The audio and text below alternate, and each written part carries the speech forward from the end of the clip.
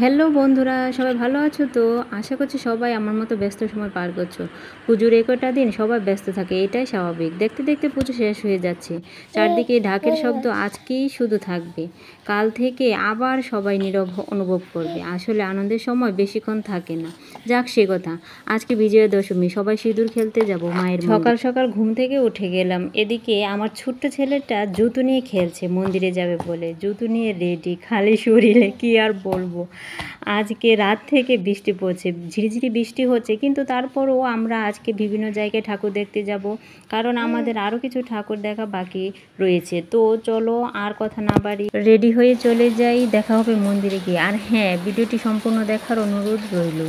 তোমাদের যদি ভিডিওটি একটু ভালো লেগে থাকে তাহলে একটি লাইক দিয়ে যাবে প্লিজ। এই যে দেখো বন্ধুরা, চলে এলাম পুজোর প্যান্ডেলে। এটা আমাদের পাড়ার পুজো, এখানে আমরা সিঁদুর খেলতে চলে এলাম। আমি ভেবেছিলাম আমার হয়তো দেরি হয়ে গেছে, কিন্তু এখন দেখছি আরও লোকজন এখানে আসছে সিঁদুর খেলার জন্য।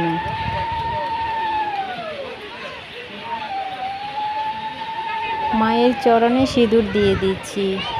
এখানে আমরা সবাই এভাবেই সিঁদুর দিই মাকে।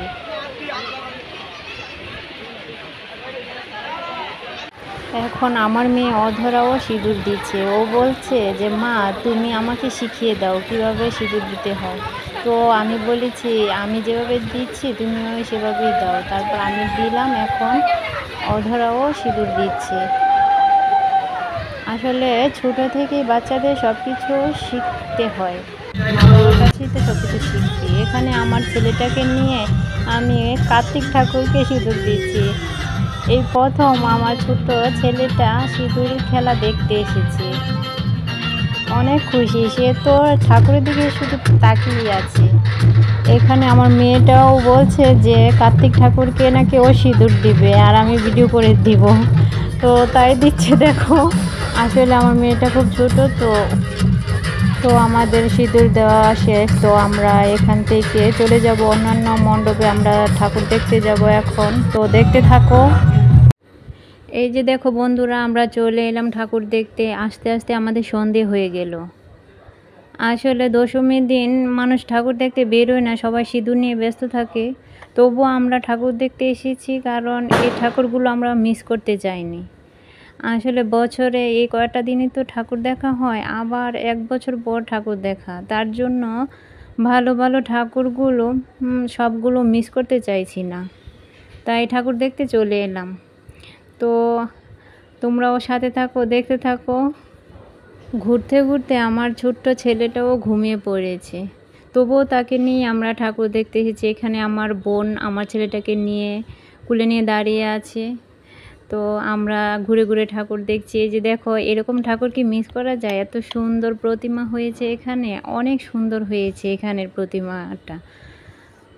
আর বিশেষ করে ফেসবুকে আমি এই প্রতিমাটা দেখেছি, তার জন্য আমার মন কেমন করছে যে না, নিজের চোখে গিয়ে সামনে থেকে গিয়ে দেখি, আর সেটাই তোমাদের সাথে শেয়ার করলাম।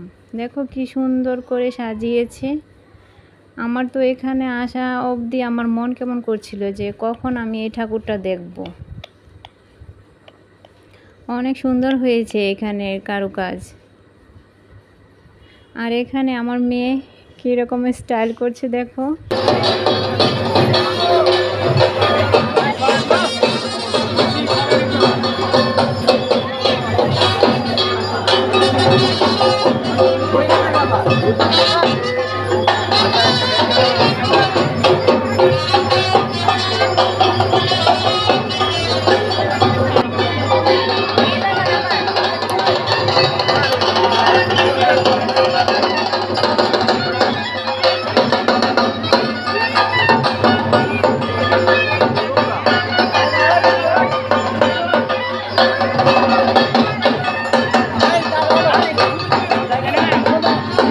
সবাইকে নিয়ে খুব মজা করলাম, খুব আনন্দ হলো, কি বলবো।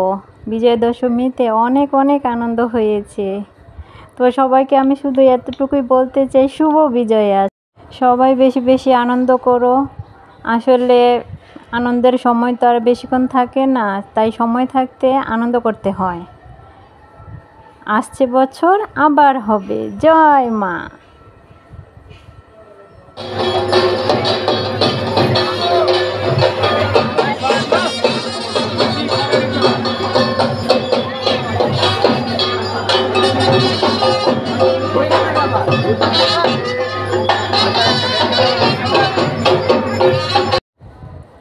তো আমার এই ব্লগটি যদি সবার ভালো লাগে তাহলে লাইক, কমেন্ট, সাবস্ক্রাইব করতে ভুলো না। আর বেশি বেশি আমার কমেন্ট করে আমার পাশে থেকো। এখন চলে যাব অন্য একটি মণ্ডপে। এখানে মনে করো যে এসে দেখি মানে ঠাকুর দেখার কোনো ব্যবস্থা নেই, শুধু নাচানাচি হচ্ছে আর লাইটিং চলছে আর সবাই যার যার ইচ্ছে মতো নাচ করছে। দেখো